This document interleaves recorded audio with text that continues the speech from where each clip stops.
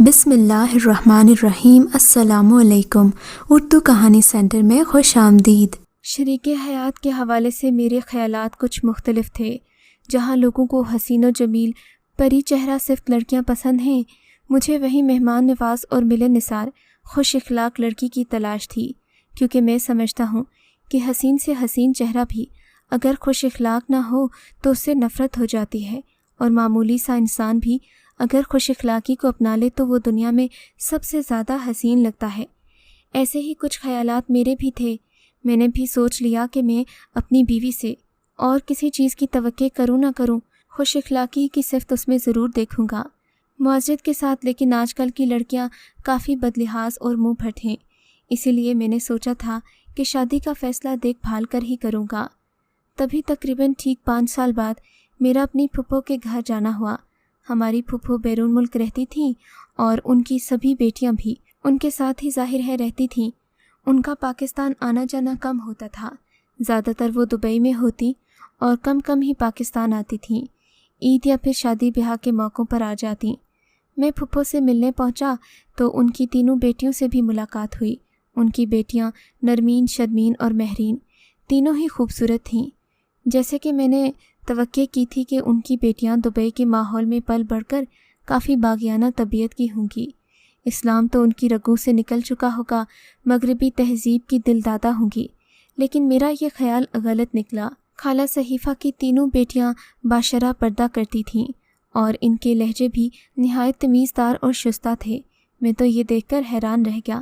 یقیناً یہ خالہ صحیفہ کی تربیت کا ہی کمال تھا کہ ان کی بیٹیاں آزادانہ ماحول میں پل بڑھ کر بھی انتہائی سنجیدہ مزاج کی مالک تھیں۔ مجھے ان لوگوں سے مل کر خوشی ہوئی، مگر وہاں ہوتے ہوئے مجھے محسوس ہوا کہ میں اپنا دل خالہ کی بڑی بیٹی مہرین کو دے بیٹھا ہوں۔ مہرین طبیعتاً خاموش تھی اور بہنوں میں سب سے زیادہ خوبصورت تھی۔ اس کی چھوٹی بہنوں سے بھی بڑھ کر اس کی شکل و صورت تھی۔ میں نے تو اسے ایک نظر میں دیکھا تو اس کے انداز و اطوار کا دیوانہ ہو گیا۔ میں نے نہیں سوچا تھا کہ میرے دل کو مہرین اس قدر جلدی بھا جائے گی۔ میں نے سوچا اس سے پہلے کہ یہ موقع ہاتھ سے نکل جائے، اماں سے مہرین کے حوالے سے بات کروں۔ میں نے ان سے کہا تو وہ بھی پہلے ہچکچانے لگیں کہ نہ جانے دبئی کے ماحول میں رہ کر مہرین کی تربیت کیسی ہوئی ہوگی، لیکن جب انہوں نے مہرین کو میرے حوالے سے پرکھا تو وہ بھی مطمئن ہو گئیں۔ مجھے خوشی تھی کہ اماں اس کام میں میرا ساتھ دے رہی تھیں۔ میں نے اماں کو کچھ دن بعد پھپھو کے گھر رشتہ لینے کے لیے بھیجا تو پھپھو نے خوش اخلاقی سے ان کا استقبال کیا، گویا وہ بھی رشتے پاکستان میں ہی کرنا چاہتی تھیں۔ انہوں نے بتایا کہ اپنی بیٹیوں کی تربیت وہ اچھے طریقے سے کر چکی ہیں۔ ان کی بیٹیوں کی پرورش خالصتاً پاکستانی ماحول کے مطابق ہوئی تھی۔ بہرحال قصہ مختصر یہ کہ میرا رشتہ مہرین کے ساتھ طے پا گیا۔ میں اسے اپنا جیون ساتھی بنانے پر بہت خوش تھا۔ بے صبری سے میں شادی کے دنوں کا انتظار کرنے لگا۔ شادی کے لیے میں نے جی بھر کر شاپنگ کی، مہرین کے قدموں میں دنیا ڈھیر کرنے کی کوشش کی۔ جو میرے بس میں ہو سکتا تھا میں نے اس کے لیے کیا۔ شاید وہ تھی بھی اس قابل کہ اسے اس قدر چاہا جائے، لیکن میں نہیں جانتا تھا کہ ہماری زندگی میں اتنے تلخ موڑ بھی آئیں گے اور ہمارا یہ رشتہ اس قدر تلخیوں بھرا ہو جائے گا۔ اگلے ہفتے مہرین دلہن بن کر میرے گھر آ گئی۔ مہرین کا اور میرا نکاح تقریباً سادگی سے ہوا تھا۔ بڑوں کی دعاؤں میں مہرین رخصت ہو کر آئی تو اس کے چہرے پر الگ ہی نور چھایا ہوا تھا، وہ کسی اور دنیا کی لگ رہی تھی۔ جب میں نے اسے اپنی زندگی میں شامل کیا تو اس سے کچھ وعدے لیے۔ میں نے اس سے یہ بھی کہا کہ وہ ہمیشہ میرے ماں باپ کا خیال رکھے گی، جس پر اس نے سر جھکا کر رضامندی کا اظہار کیا۔ مجھے بہت خوشی ہوئی، لیکن شادی کے 1 مہینے بعد ہی میرا ٹرانسفر نزدیکی شہر میں ہو گیا۔ اماں ابا کو میں نے کہا کہ آپ لوگ میرے ساتھ ہی چلیں، لیکن انہوں نے بڑے بھائی کے ساتھ رہنے کو ترجیح دی۔ ویسے بھی میری نئی شادی ہوئی تھی، مجھے اپنے نئے رشتے کو وقت دینا تھا۔ اماں ابا نے مناسب خیال نہ کیا کہ وہ میرے ساتھ شہر والے گھر میں چلیں۔ شہر والے گھر میں ویسے بھی 2 کمرے تھے جو مجھے کمپنی کی طرف سے ملے تھے۔ اماں ابا نے مجھے خوشی خوشی مہرین کے ساتھ نیا گھر بنانے کی اجازت دے دی۔ میں بھی ان کی دعاؤں سے مہرین کو لیے شہر پہنچا۔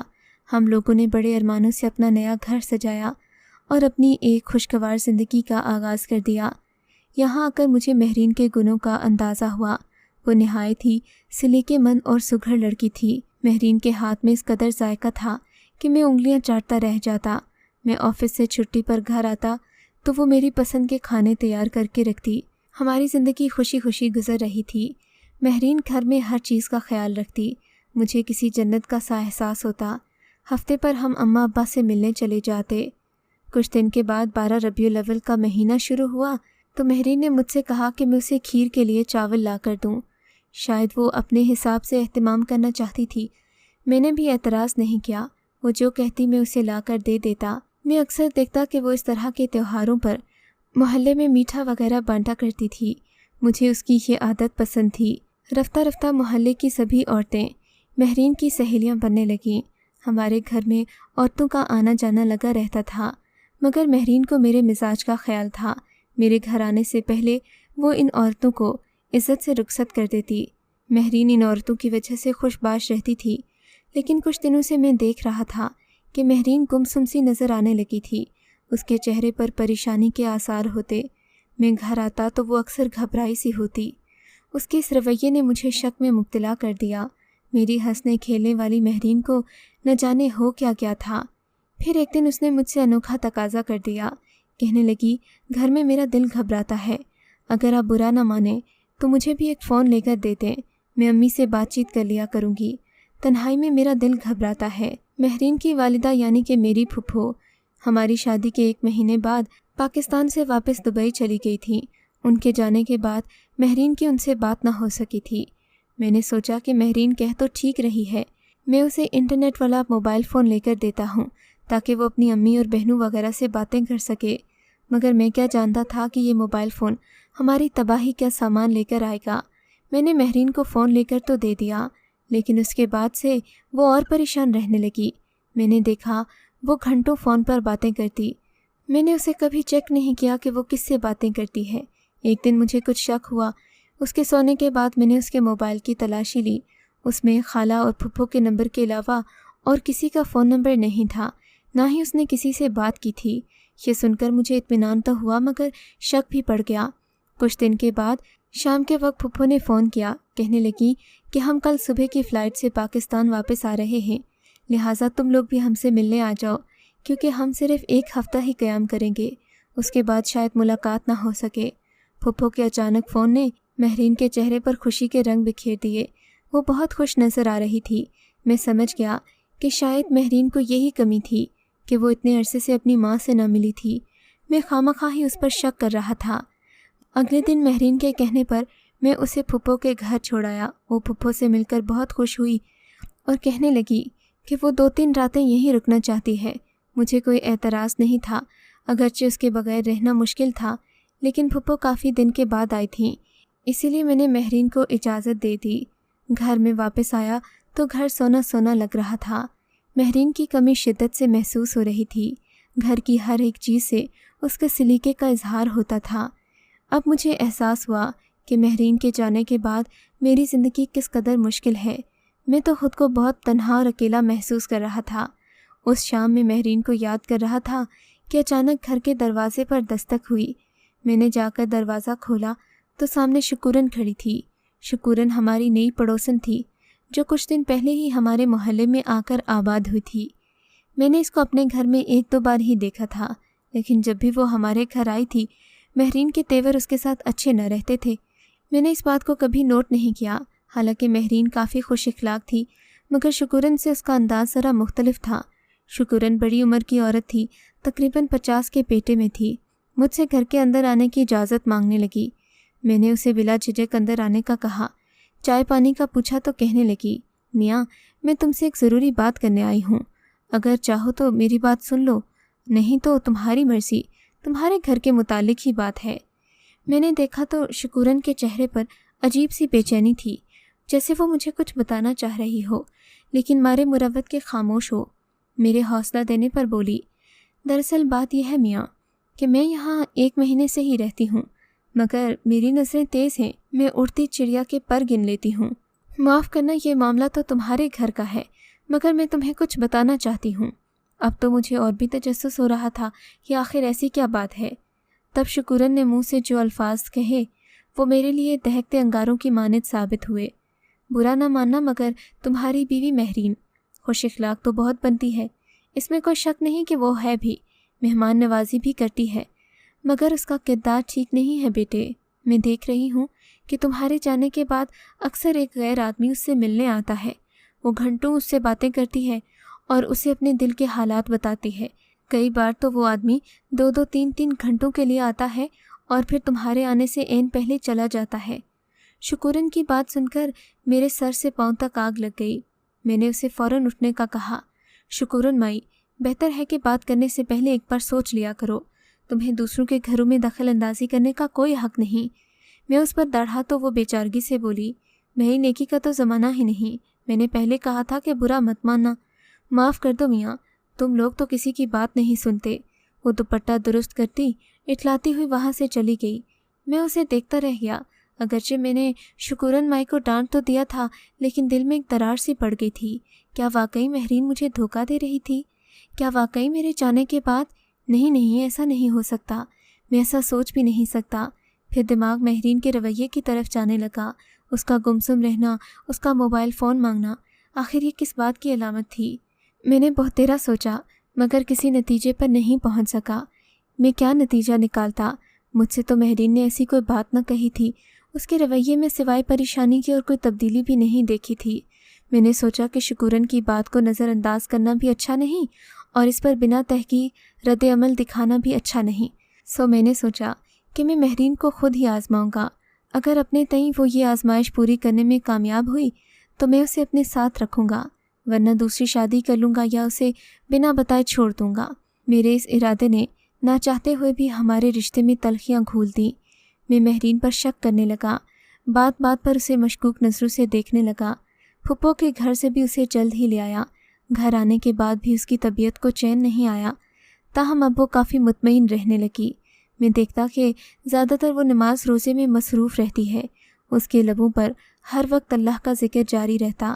مہرین کو یوں دیکھ کر مجھے کبھی کبھی لگتا کہ وہ نیک بننے کا ناٹک کر رہی ہے تاکہ میں اس پر شک نہ کر سکوں، مگر میرے دل میں شکورن کی لگائی ہوئی آگ ہماری محبت کو پوری طرح لپیٹ میں لے چکی تھی۔ اب میں مہرین کو بغیر بتائے آفس سے آ جاتا، اسے 2 دن کا کہہ کر 1 دن پہلے ہی گھر واپس آ جاتا۔ یہ سب میں اس لیے کرتا تھا تاکہ مہرین کی چوری پکڑ سکوں، اسے رنگے ہاتھوں پکڑوں تو اسے ذلیل و رسوا کر کے اپنی زندگی سے نکال دوں۔ دل ہی دل میں ہر روز غصہ کرتا، میں ہر روز اسے پکڑنے کا سوچتا، مگر میں جب بھی گھر آتا وہ اپنے کاموں میں مشغول ہوتی۔ میں نے اس میں کوئی مشکوک حرکت نہیں دیکھی۔ میں نے اپنے ایک دوست سے اس بارے میں مشورہ کیا، وہ بھی کافی شکی مزاج واقع ہوا تھا۔ اس نے مجھے اچھا مشورہ دینے کی بجائے اور وہم میں ڈال دیا۔ کہنے لگا، بھائی تمہاری بیوی تو بڑی چالاک ہے، اس نے تو تمہیں کانو کان خبر نہیں ہونے دی۔ وہ سب کچھ اتنی نفاست اور رازداری سے کرتی ہے کہ تمہیں پتہ ہی نہیں چلتا۔ تم اس کے آگے الو بنے ہوئے ہو۔ تف ہے تم پر، تم اپنی بیوی کو ابھی تک نہیں پکڑ سکے۔ بھائی محلے کی عورت بلا وجہ یہ بات تھوڑی کرے گی۔ میرے دوست نے مجھے اور زیادہ وہم میں ڈال دیا۔ اب تو میرے دن رات کا چین لٹ گیا۔ میں ہر وقت مہرین سے پوچھ گچھ کرنے میں مصروف رہتا۔ وہ بھی حیران ہو جاتی کہ آخر مجھے ہو کیا گیا ہے۔ پھر جب یقین نہ آیا تو میں نے اپنے ایک جاننے والے سے کہہ کر گھر میں ایک نوکرانی رکھوائی۔ اس نوکرانی کو میں نے پہلے اچھی خاصی رقم دے کر راضی کر لیا تھا کہ اگر وہ گھر میں کوئی غیر معمولی حرکت دیکھے تو مجھے اس سے آگاہ کرے۔ اب میں مطمئن ہو گیا تھا۔ میں نے اپنی بیوی مہرین کو بھی یہی کہا کہ تمہاری مدد کے لیے میں نے ایک نوکرانی کا بندوبست کیا ہے۔ حالانکہ نوکرانی کا بندوبست اس لیے کیا تھا تاکہ اس کی خبر رکھ سکوں۔ وہ بیچاری اسی پر خوش ہو گئی کہ مجھے اس کا اتنا خیال ہے۔ حاجہ بی بی کام پر آنے لگی تو مجھے کافی اطمینان ہوا کہ اب شاید مجھے سچ کا پتہ چل جائے گا، زندگی آسان ہو جائے گی، فیصلہ کرنے میں مشکل نہ ہوگی۔ حاجہ کو کام کرتے ہوئے 1 ہفتہ ہو گیا تھا، لیکن اس نے مجھے کسی بھی غیر معمولی واقعے کی اطلاع نہیں دی۔ اس بات نے مجھے اور پاگل کر دیا۔ شک کی آگ نے مجھے کہیں کا نہ چھوڑا۔ بالآخر میں نے سب راستے ترک کر دیے اور اللہ سے مدد لینے کا سوچا۔ اس دن میں بوجھل دل کے ساتھ مسجد کی طرف گیا۔ وہاں جا کر اللہ کے حضور رو رو کر گڑ گڑا کر دعائیں مانگی۔ اے خدا، سچ کیا ہے میری آنکھوں کے سامنے کر دے۔ میں اندھیرے میں نہیں رہنا چاہتا۔ اگر میری بیوی پاک باز ہے تو میرے دل سے اس شک کو دور کر دے، اگر بد کردار ہے تو اسے مجھ سے دور کر دے، مجھے اس کی حقیقت دکھا دے۔ میری دعاؤں نے شاید اثر کیا تھا، کیونکہ میں اپنی بیوی کے ساتھ ابھی تک اچھا رویہ قائم رکھے ہوئے تھا۔ دعا مانگنے کے بعد میں کافی پرسکون ہو گیا تھا۔ اب میں نے سوچ لیا تھا کہ مہرین سے اپنے تئیں کوئی سوال نہیں کروں گا۔ ایک دن میں آفس سے جلدی گھر آ گیا۔ اس دن نہ جانے کیا ہوا، گھر کا دروازہ کھلا ہوا تھا۔ میرا دل دھڑکنے لگا کہ شاید آج وہ بھیانک سچ جاننے کا وقت آ گیا ہے، لیکن کمرے کے اندر سے کسی عورت کی آوازیں آ رہی تھیں۔ میں یہ آوازیں سن کر رک گیا تھا، کیونکہ یہ کسی اور کی نہیں شکورن کی آواز تھی، وہی شکورن جو 1 مہینہ پہلے مجھے میری بیوی کی بدکرداری کی اطلاع دینے آئی تھی۔ نہ جانے کیوں اس کی بات پر میں نے اپنے قدم روک لیے۔ وہ میری بیوی کو بہکا رہی تھی۔ غضب خدا کا مہرین، تم تو اتنی معصوم ہو، جانتی نہیں ہو تمہارا شوہر کس قماش کا نکلا۔ میری بیٹی اس کے آفس میں کام کرتی ہے، وہ بتاتی ہے کہ تمہارا شوہر ہنس ہنس کر لڑکیوں سے باتیں کرتا ہے، کئی لڑکیوں کو تو شاپنگ بھی کرواتا ہے۔ تمہارے وظیفے کرنے کا کوئی فائدہ نہیں، جب تک تم اس پر کڑی نظر نہیں رکھو گی، اس کو پوچھ گچھ نہیں کرو گی، اس کے سامنے ذرا بن ٹھن کر نہیں رہو گی تو اسے کیسے یقین آئے گا؟ اور ویسے بھی مردوں کے سامنے ہر وقت عاجزی سے نہیں رہنا چاہیے، ان کو ناز و ادا دکھاؤ گی تو ہی یہ قابو میں آئیں گے۔ شکورن کی باتیں سن کر میں آگ بگولا ہو گیا۔ میں نے ایک پل کا انتظار نہ کیا اور دندناتا ہوا کمرے میں داخل ہوا۔ شکورن، تم جیسی بڑی بدخواہ اور منافق عورت میں نے اپنی زندگی میں نہیں دیکھی۔ پہلے تم نے مجھے بھڑکایا، اب تم اسے بھڑکا رہی ہو۔ شرم کرو، تمہارے پاؤں قبر میں لٹک رہے ہیں اور تم یہ باتیں کرتی پھر رہی ہو۔ میرے غصے سے دھاڑتے ہوئے لہجے پر مہرین حیران رہ گئی۔ آج سے پہلے میں نے کسی عورت سے اس لہجے میں بات نہیں کی تھی، لیکن شکورن نے حرکت ہی ایسی کی تھی کہ وہ اس رویے کی حقدار تھی۔ شکورن کو جب احساس ہوا کہ وہ پکڑی گئی ہے تو 1 منٹ وہاں نہ رکی، خجل سی ہو کر گھر سے نکل گئی۔ اس کے جانے کے بعد میں نے مہرین کو ساری سچائی سے آگاہ کیا۔ اس نے مجھے بتایا کہ شکورن بھی اسے اسی طرح کی پٹیاں پڑھاتی تھی کہ تمہارا شوہر غیر عورتوں کے چکر میں پڑا ہے، شاید اس لیے کہ شکورن کی اپنی بیٹی جوان تھی۔ وہ مہرین کا پتہ صاف کر کے اپنی بیٹی کی جگہ بنانا چاہتی تھی۔ اس بات کا علم ہوتے ہی ہم دونوں میاں بیوی نے خدا کا شکر ادا کیا کہ ہم دونوں اس کے شر سے بچ گئے، ورنہ تو آج نہ جانے ہماری راہیں جدا ہو گئی ہوتیں۔ میں سبھی خواتین سے، مرد حضرات سے یہی گزارش کروں گا کہ اپنے پارٹنر پر بھروسہ کریں، اسے اعتماد میں لیں اور اسے ہر بات بتائیں، چاہے آپ کی چھوٹی موٹی لڑائیاں ہو جائیں، چاہے آپ وقتی طور پر ایک دوسرے سے متنفر بھی ہو جائیں، لیکن مسلسل غلط فہمیوں اور جدائی سے اچھا ہے کہ انسان بات چیت کے ذریعے مسائل کو حل کر لے۔ اگر آپ کو یہ کہانی اچھی لگی ہے تو اس ویڈیو کو لائک کیجیے اور اس طرح کی مزید ویڈیوز دیکھنے کے لیے ہمارے چینل کو سبسکرائب کیجیے۔